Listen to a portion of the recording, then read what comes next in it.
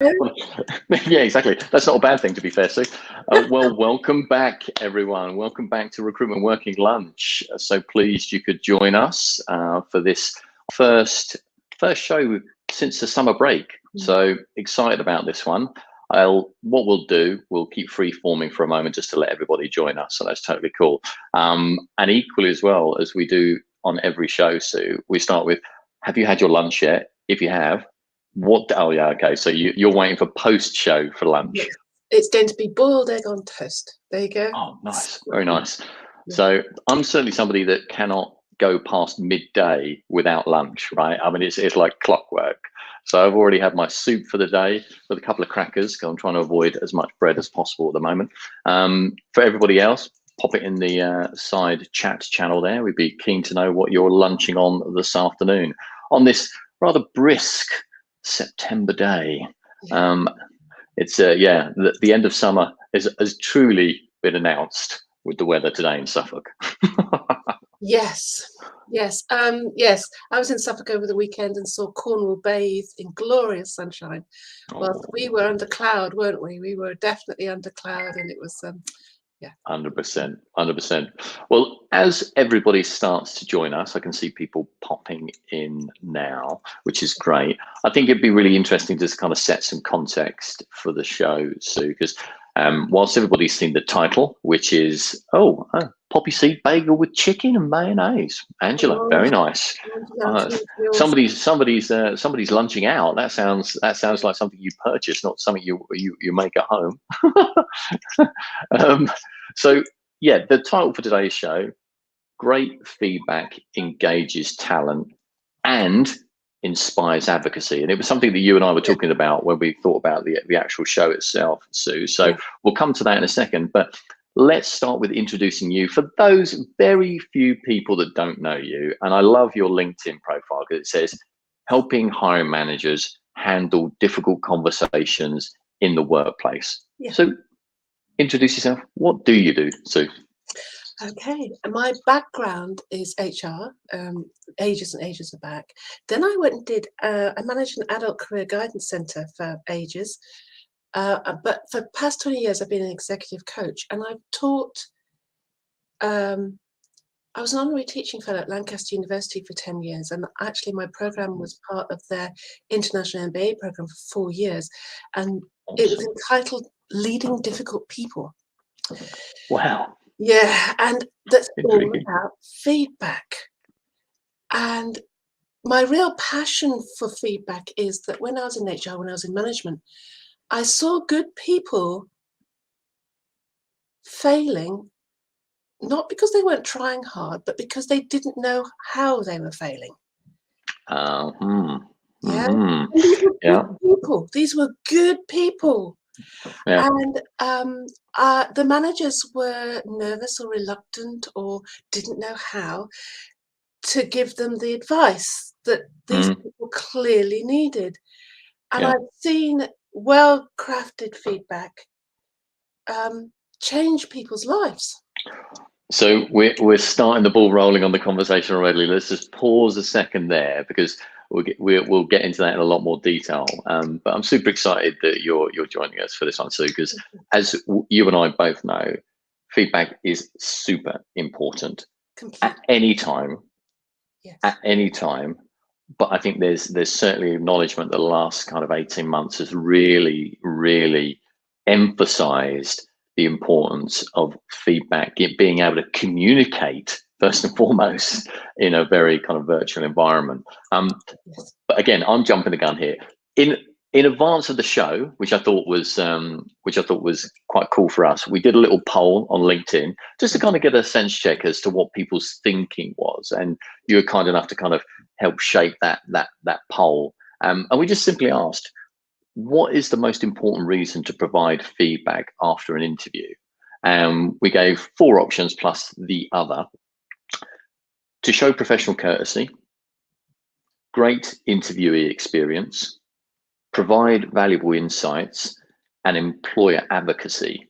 And interestingly, 40% of the vote was to show professional courtesy. So first, to show professional courtesy. Second, provide valuable insights. third was great interviewee experience. And then actually the employer advocacy piece was a lot lower. It's only 3% of the vote, to be fair.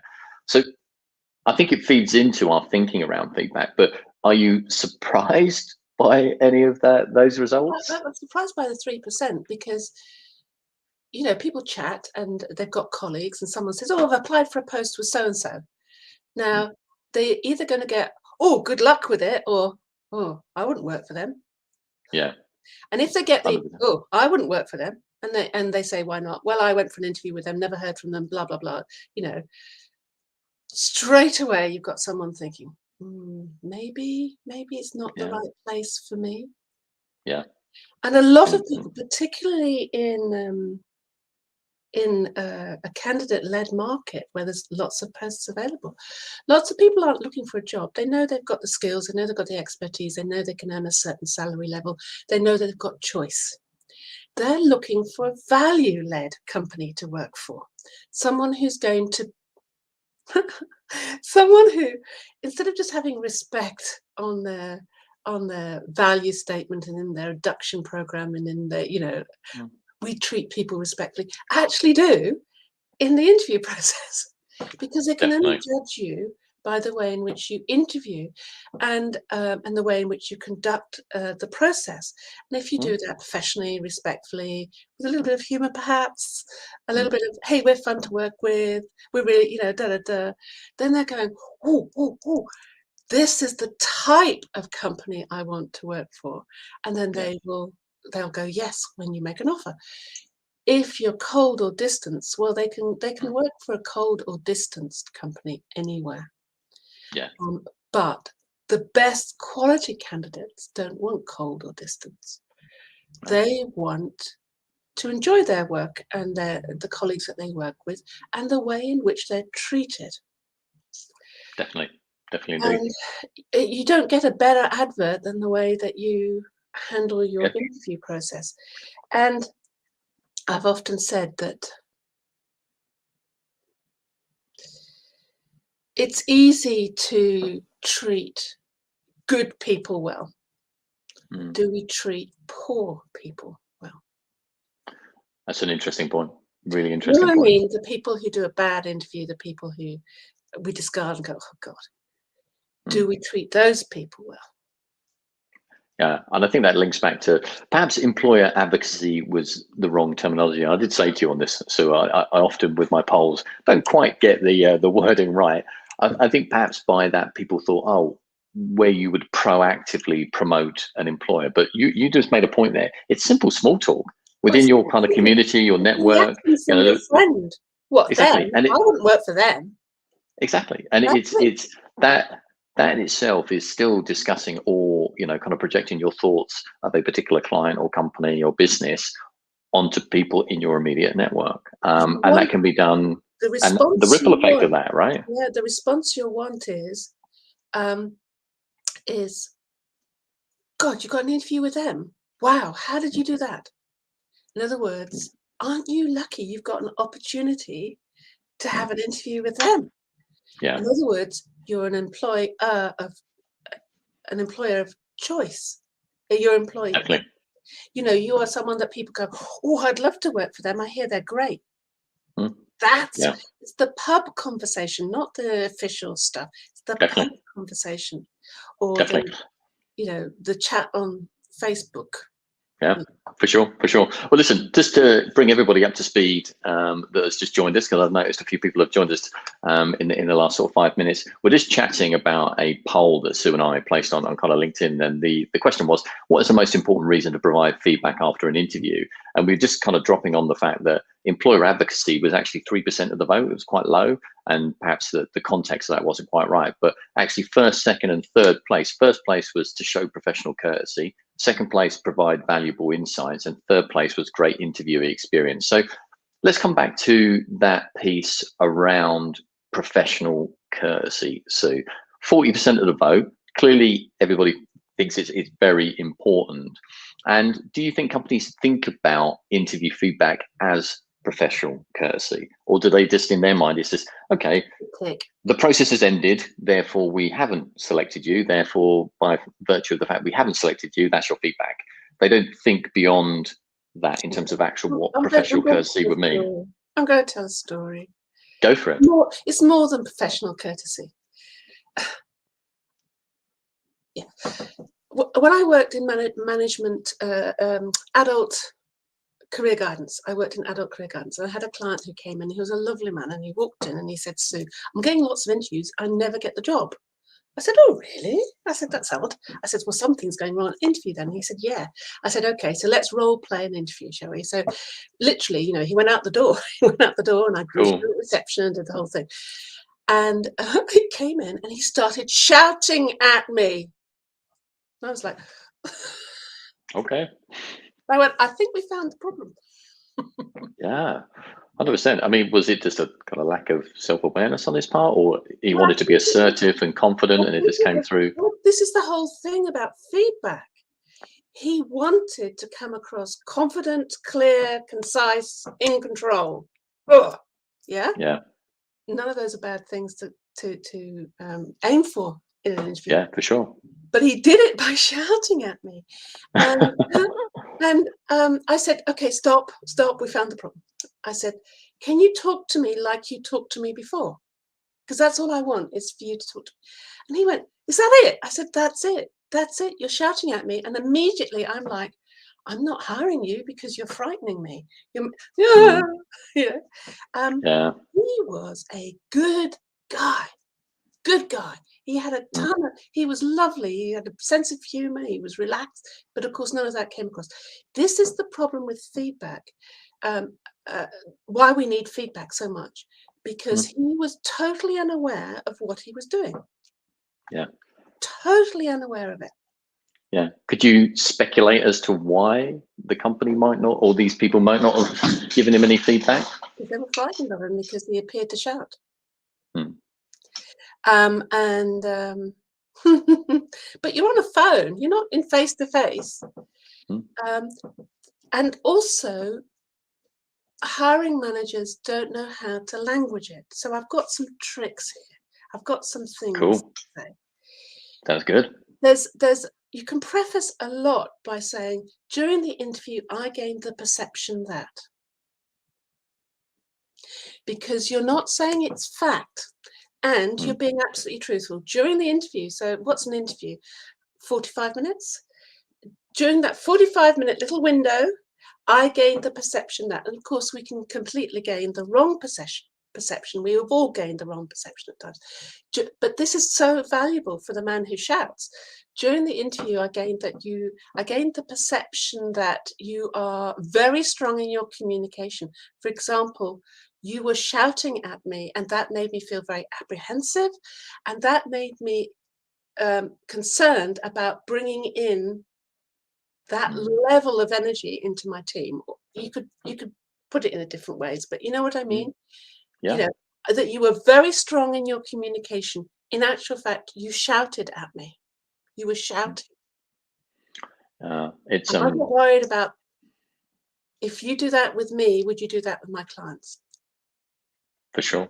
And I think the important point there is to provide the feedback, but link it to something tangible in the interview, as opposed to, you know, let's be fair, some of the more generic feedback that's given. Yeah, it's very important. You put the word perception, because you can be wrong. And in this instance, I was interviewing managers would have been clearly wrong. He was a lovely guy, but he was covering it up with this shouting persona. Yeah. So I gained the perception.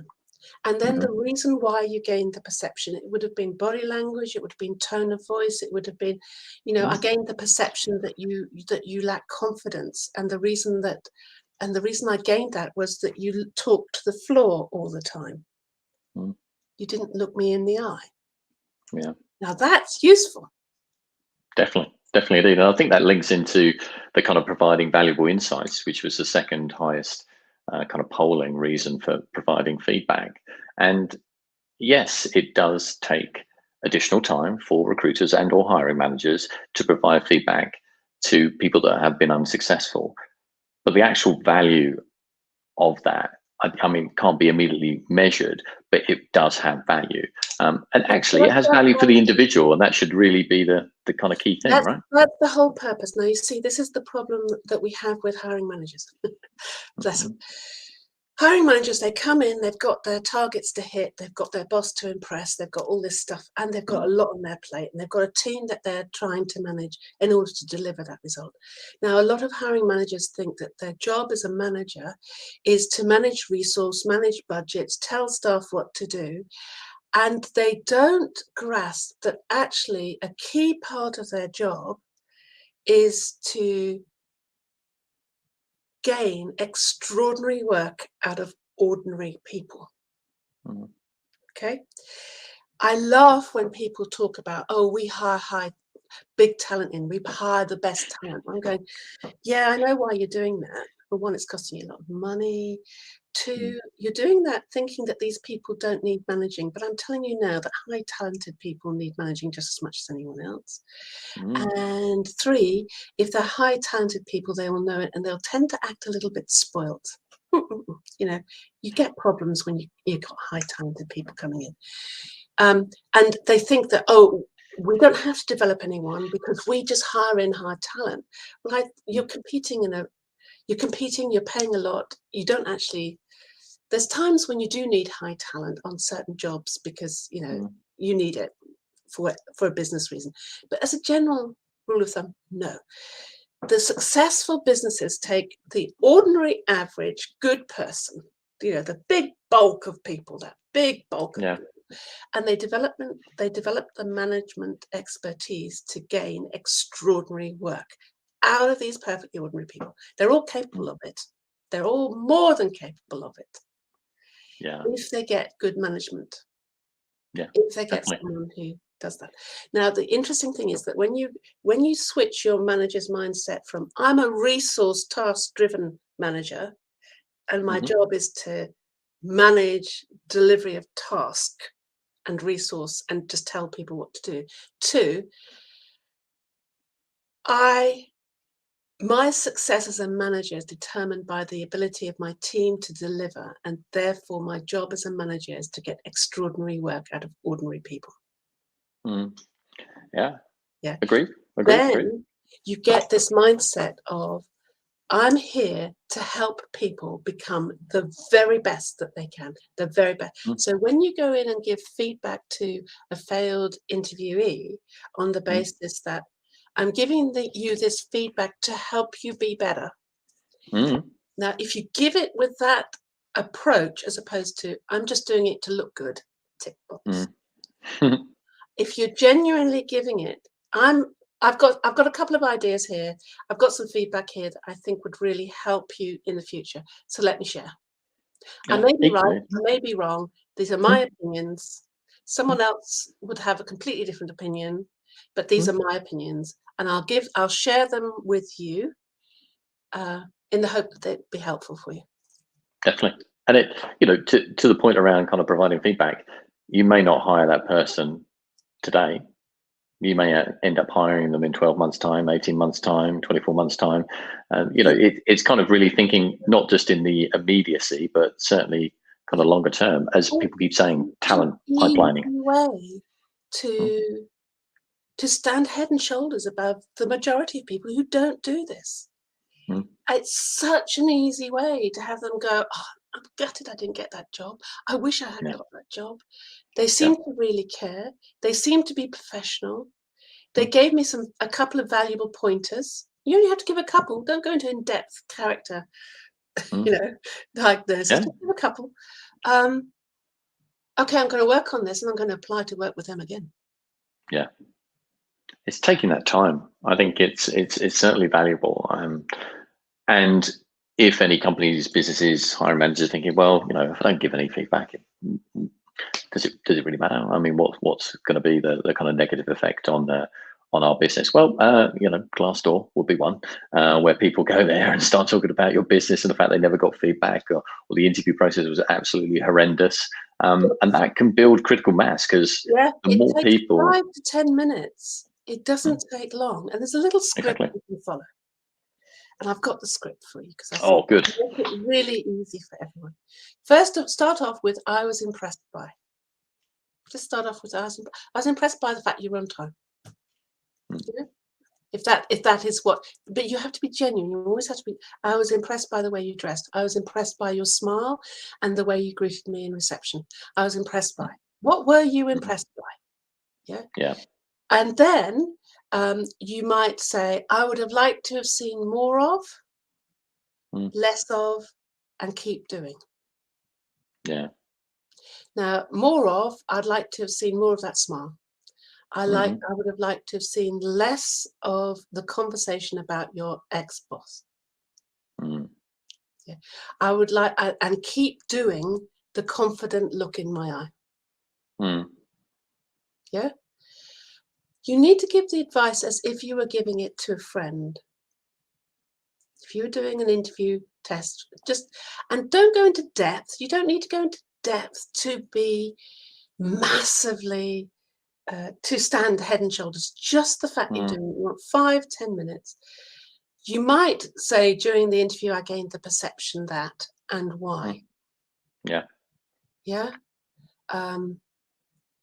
My brother, that he was recruiting salespeople. He said, "Oh, I had a young man in, and he's clearly into country and western music." I said, "Oh, why is that?" He said, "Well, he came in with a bootlace tie, and he was dressed country and western." Okay. And he gave him the feedback. Nope, that's not going to work. Not in the work context. He looked very smart, but he missed it, because he was going into businesses to sell, and no.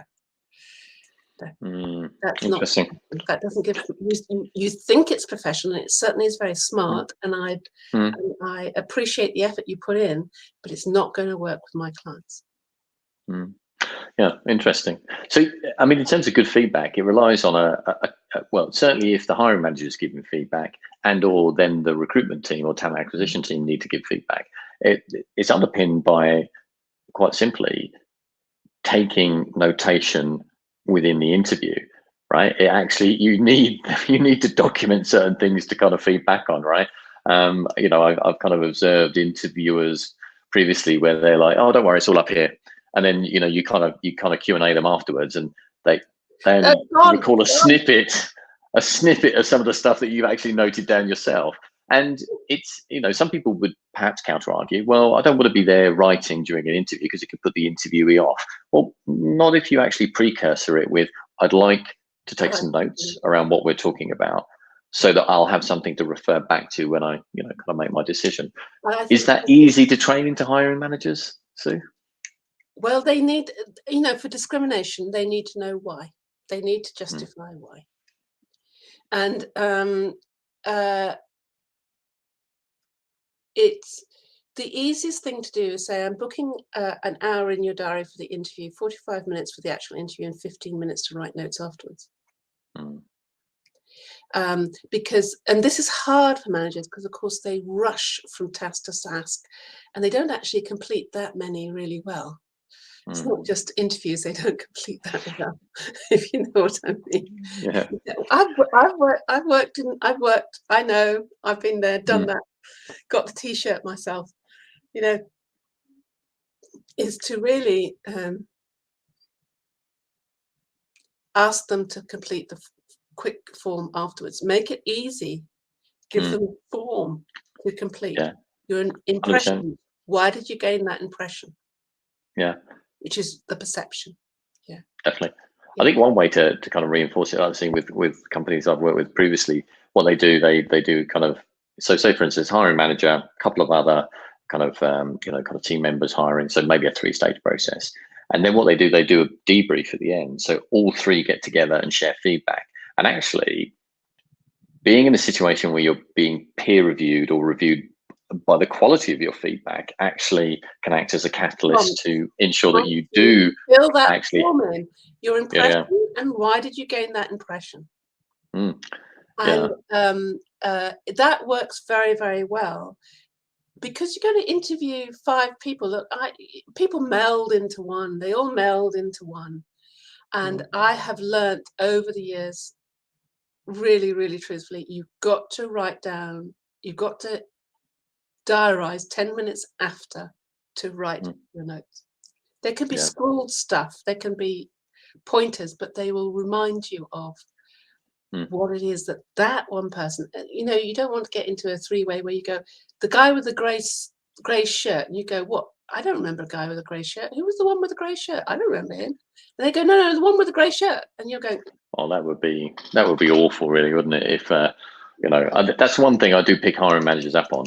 I'm just like, if you can't remember the person's name, you don't deserve to give feedback on them, right? Simple as that. You need to be present in the interview. You need to be focused, concentrated on that individual, taking notes. If you come out of that interview and you're just like, oh, what was thingy with Bob's kind of salary banding? That is a person that's taken time out. Rule of respecting anyone and therefore living up to the values that are undoubtedly slapped all over your induction material and your company brochure is to know someone's name. To know them as a person. I know that recruiting managers are extremely busy, but they have to stop and do these small yet crucially important things. And it sounds like an annoyance, but it's not actually. It's how life becomes easy for you. It's how, if you look at successful managers, it's what they do that makes and they look like they're doing the job so easily. They're making it so easy, this thing called management. Their team are happy, they're producing good stuff, they're behaving well, they're recommending friends to come and join them. There's a job advertised and your team members applying to work with their team. What are those managers doing? And one of them is respecting the staff that work underneath them and caring for them and wanting them to be successful. Because when your team is successful, you as the manager look frigging fabulous. Yeah, definitely. Wonderful. So I'd like to, absolutely right. Your kind of success is based around the people, right, that you lead. I wanted to flip the script slightly in terms of, okay, what about a scenario where you provide feedback and that person does not connect with it at all? They're just like, what? I completely disagree with that feedback.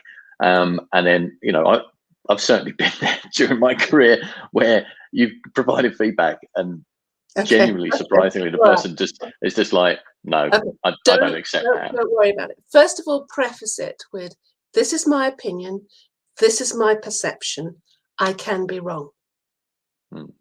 Okay? Because you can be. You can turn down diamonds because they don't interview well. We know that. We know that for a fact. So you preface it saying, I can be wrong, this is my perception. However, I could only make a decision on the interview process. And during that process, you gave us the perception that. And the reason we gained that perception was your behavior here, or what you said here, or your tone of voice here, or whatever. Yeah? Now, they tend not to argue with perception. If you gave it as a fact, you are, then they will argue. Because but your perception is something much softer and cannot be so argued with. Having said that, the first reaction when people hear something they don't want to hear that's important to them is to go, no. To deny it. And then to get angry. Yeah, in there. Bargaining, which is to argue back. Okay. Now, this is the Elizabeth Kolber-Thross grief change curve, it gets a lot of negative press, but actually it's a useful model to know about because we do it all the time. We're dashing for a train. We get to Euston Station. We look up and we see it's been cancelled. The first thing that goes out of our mouth is no. That can't be right. But it's there, isn't it? It's cancelled. Then we get angry, Yes. These train operators, they can't organise, what are use of that? We get angry. Then we start looking for an official to argue with. Like, when's the next train? How I'm supposed to be in Birmingham in 3/4 of an hour. What can we do? And all that kind of thing, you know. And then we finally settle down and go, oh, I'm going to miss that meeting. And then we calmly go into texting people and saying, they've cancelled my train. I'm not going to be able to be there for another, I'm going to be 45 minutes late. So this is what we do when we get bad news. Yeah. So don't be surprised sometimes if you give feedback to an interviewee and they go no. And the way to respond is, I understand that this may be difficult for you to hear, but it is my perception. I'm not saying I'm right. However, if I've gained that perception, I would ask the question, who else has? Open up Pandora's box there a little. Yeah, it's an interesting one, isn't it? Might be a bit too much. Might just be. I'm sorry this is hard for you to hear, but it is just my perception, and I'm offering it as my perception. Yeah, definitely. And then finish the call, and then go. Yeah. I was right not to take them on board. Okay. So here's a couple of quickfire questions for you. Interview feedback or negative interview feedback on a Friday or a Monday. Email or in person. So it's kind of one of these kind of side topics where in person and on a Monday. Why? Right. Because if you are communicating anything emotive, it must never be by email. Never be by email. Because people read criticism into an email. Whereas if you do it in person, i.e. Zoom, phone call, a voice. Voice. When I say in person, I'm talking about voice. Yeah. They can hear the sincerity of, I wish you really well. I'm offering this feedback to help you better. This is, however, just my perception. This is just to help you. I can be wrong. You can choose whether to accept it or not. They can hear the sincerity within your voice. And it's the sincerity, the intention that is the main communicator here, not what you actually say. Because if you say it with sincerity, then they're more likely, even if they gulp and go, oh God, really, do I do that? They're more likely to go, maybe I do. You can always say afterwards, this is my perception. You may choose to go and check it out with other people. And I may be wrong, but you could choose to go and check it out with other people. And then they may go to their friend and say, when I want to be clear with my communication, do I shout? And they'll go, oh God, yeah. Every time. I've heard you do it. Really? Yeah. Yeah. Last week at the cinema, you shouted. Did I? Yes. Yeah. Oh. So and my second question, and it's more back to the hiring manager, which I know is absolutely your kind of area of expertise. How do you mitigate against subjective feedback from a hiring manager as opposed to kind of getting the objective feedback you want? So, kind of how do you get to a point where you're training them to stop being like, well, yeah, I liked them, I didn't like them, they came across X, Y, and Z, that kind of subjective stuff that isn't actually something you can quantify from an interview perspective. Why did you like them? You go, why? Till you get to something. Some hiring managers just don't read people. You can ask why till you're blue in the face. You'll get nothing of value because they don't read people. They just don't read people. In which case you can do your best to try and find out what it is that they didn't like. There is training in there about bias, our natural human bias that we would, well, I liked him because he was wearing a blue shirt. Yeah. Why? Why the blue shirt? Well, that meant that he was professional. Why? Why did that mean he was professional? Well, that means and you can argue that my brother should have hired the young lad with the bootlace tie. Yeah. Mm-hmm. But he didn't. It didn't fit his image of the company that he was portraying. So, and this was a front-facing role. Yeah. So it wasn't like he was in the accounts where it didn't matter if he turned up in cowboy boots because, hey, that's just him and his style. Yeah, definitely. So, there's a lot of subjective stuff that goes in to our recruiting decisions, but you need to be able to say, actually, bootlace ties wouldn't make a difference if you were in accounts, but you were in a front-facing role representing your company, and it would make a difference to us. Yeah. Yeah. And what about talent acquisition and recruitment pushing back on the hiring managers for better quality feedback? I mean, is there something well, I can imagine the answer to that, but is it something you advocate for? A hiring manager just sends an email through, yeah, we're not going to progress with X. Didn't hit the technical bar. That was it. They didn't hit the technical bar, then that's what you tell them. We conducted some logical exercises, and they didn't hit the technical bar. That can be kind of the straightforward feedback. But I think I'd aim to have 3 pieces of feedback. 3 pieces is a nice number, just simple, straightforward feedback. I think with the hiring manager, you need to go and say, I'm working hard for us to become an employer of choice. One of the most simplest and quickest ways that we can raise ourselves head and shoulders above the competition as being an employer of choice is to provide interviewees with well-considered feedback. I'm expecting you to give me 3 pieces of information. And this is the form. What impressed you with them? And be genuine. What were you impressed by? What could they do more of? What could they do less of? However you want to construct it. And what was the reason for them not being successful in this particular application? Definitely. And prep your manager so that and make it dead simple for them to do. And then if you've got a system, it's lovely because they will not be able to sign off or decline someone on the system without answering those 3 questions. Yeah, exactly. And that's the thing. So it's interesting. So coming back to that kind of technical bar analogy, now, if somebody's been through, 2 or 3 technical tests and you just say they don't hit the technical bar, their first question is going to be, what part?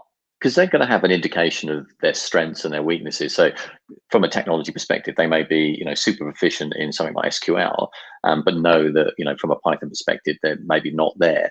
They'll want that feedback. And it's, to your point, it's about setting that framework for the hiring manager. If you're the one then conveying this feedback to the individual that's interviewed, you do need to set the context with which you want the hiring manager to inform you.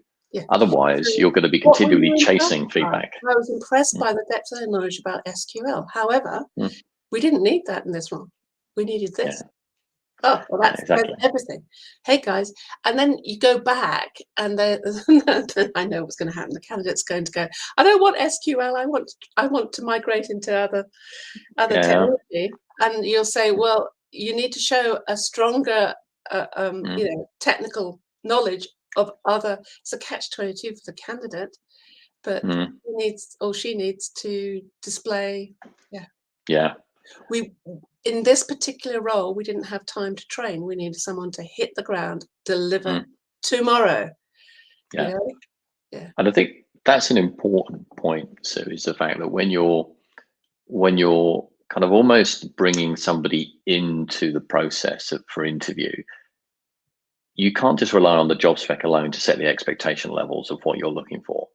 There should be like a pre-interview kind of Q&A with either the kind of recruiter or a document that sort of says, these are the things that we're going to be looking for.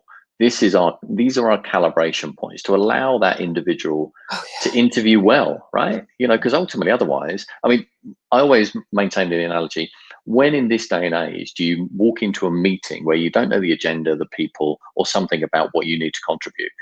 Same for the interview process, right? This old adage of, let's just get them in and see how they perform, is just ridiculous. It's completely ridiculous. And as a good candidate, as a courtesy as a candidate, You would want them to know something about the company, and something about the job, and something about what's done a little bit of research, Yeah, checked in. exactly. And because that then shows that the candidate's professional and is good at building relationship and is serious about this job application. Yeah, there needs to be some signposting. One reason to decline a good candidate is we had another candidate who knew everything about the company, knew everything about the product, the project we were working on, had actually spoken with a couple of colleagues about it, and came showing clear enthusiasm for the job that we needed doing because he knew what that job was. Yeah. So that doesn't say that you weren't capable of doing the job and couldn't do a brilliant job, but this guy just knocked our socks off. Yeah. And I agree. When you set that kind of benchmark for preparation, where you signpost people to the material that you would want them to actually look at, then you're actually setting a calibration point for yourself, because you said, these are the 3 videos we want you to watch. And you'll see from the Q&A whether they've done it or not. The reason we declined your application is it was clear that you had not watched the 3 videos that we'd sent you in advance of interview. That can be enough. That's feedback enough. Yeah, and so it is about that total piece. Why you hired the person that you did. We hired this person because this is a role where we can't train anyone, and the successful candidate was able to clearly demonstrate their ability to hit the ground day one. Yeah. And I agree completely, Sue. And I think what we're illustrating here is the fact that some hiring managers get to the end of the process and they might be like, oh, God, put together feedback now, and they go through their notes, etc., etc. What we've just illustrated there is if you set a framework to allow you to give feedback, then actually that 5 to 10 minutes that you need to kind of script up your feedback at the end becomes very easy, because you've got all the touch points and calibration points to be able to give good feedback that is accurate. Some of the time it's kind of like, oh, what else do I put on here that might, kind of not make them? And certainly when it's a tough decision between 2 really strong individuals. It can be extremely hard to select. I remember when I worked in HR, it was technical, and we had 2 people and we couldn't decide. We couldn't decide. There were 2 strong candidates and we could not decide. Do you know how we decided? We flipped a coin. Seriously. Because we'd interviewed, we were both in agreement that they were both perfectly capable of doing the job. We could not decide between them. We flipped a coin. What would you have done differently now? I gave him the feedback. I said, you were so close. I am so sorry. I am so sorry, because it was such a small thing. If we'd had a second job, you would have been hired. But we didn't have a second job. And I'm so sorry that you've been unsuccessful on this occasion. And then all I can do is wish them good luck. Yeah, definitely indeed. Well, we're closing in the last couple of minutes. That 45 minutes is almost flown by like rapidly, right? So just to give you the floor for closing comments, 3 kind of key reasons why feedback is so important in your opinion. So just to kind of as a parting gift of knowledge to the folks that have attended today. We don't get better without feedback. None of us do. It's crucial. We need more of it in our workplaces all around. The big thing here for hiring managers and recruitment is that you want to be an employer of choice. You want to have people say, oh, you've got an interview with them. Lucky you. You want that with the reaction when people tell their friends, I've got an interview with so-and-so. And there is such an easy way to stand head and shoulders, particularly in a candidate-led market, from your competitors. And that is to give short, well-thought, well-formed, sincerely helpful feedback. And it's the sincerity that will speak volumes. Sincerity of good luck. That is the insincerity of that means, oh, I wish I was working for them. Oh God, I wish. Awesome. Oh, sounds great. Sue, it's been an absolute pleasure speaking to you this afternoon. It's always great to catch up with you, always dropping knowledge bombs in terms of everything you do with hiring managers. So it's been absolutely awesome. Thank you very much for being our first guest back on Recruitment Working Lunch after our summer off. And thanks to everybody in the chat channel there. Looks like some interesting comments. I hope you didn't have that for lunch, Angela. I didn't. I just said you were so close. If I'd had a second job, I would have hired you. So, it's hard to know. It's so difficult, isn't it? But you and I know why we turn good people down. I mean, I've had job vacancies. Could often be very challenging indeed. But genuinely, Sue, you've been a superstar. Thank you so much. Next week, everyone, Debbie Easterday is hosting Naomi Shariah. I hope I pronounced your surname correctly, Naomi. Debbie, look forward to tuning into that one next Wednesday at 1 p.m. BST. But for now, everybody, thanks so much for joining us. Sue, again, thank you so much for joining. Have a great afternoon. Take care. Take care, everyone. Bye.